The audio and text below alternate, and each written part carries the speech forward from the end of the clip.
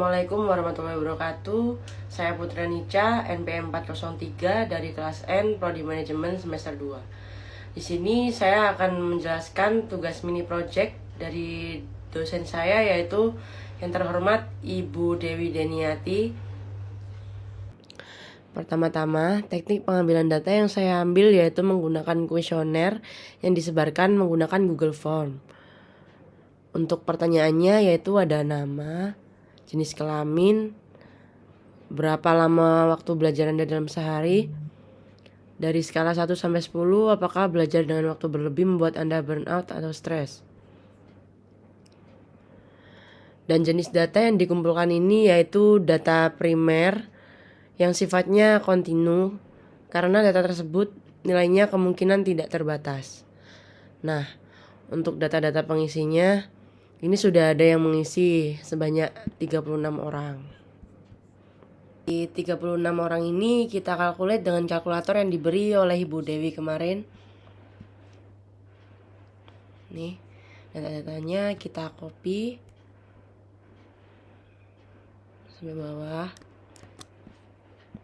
Kita tempel ke kalkulatornya.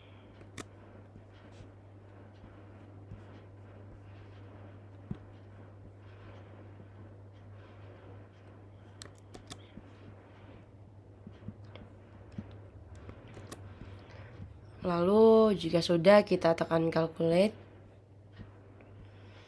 Nah, untuk hasilnya dapat disimpulkan R hitung lebih kecil daripada R table, karena R di sini jumlahnya 0,03753.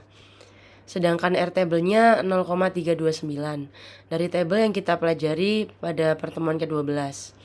Nah, untuk p-value-nya yaitu 0,828, yang dimana hasil tersebut lebih besar dari ketentuan yang diberikan yaitu 0,05. Jadi, koefisiennya tidak signifikan dan lemah antara kedua variabel. Bisa dilihat di test power-nya. Nih. Ini termasuk rendah karena yang dihasilkan 0,4361, sehingga disarankan untuk menambah ukuran sampelnya. Untuk selanjutnya, metode 2K Fence-nya tidak ada outliers-nya, dan untuk residualnya berdistribusi tidak normal. Saya Putra Nica, terima kasih. Wassalamualaikum warahmatullahi wabarakatuh.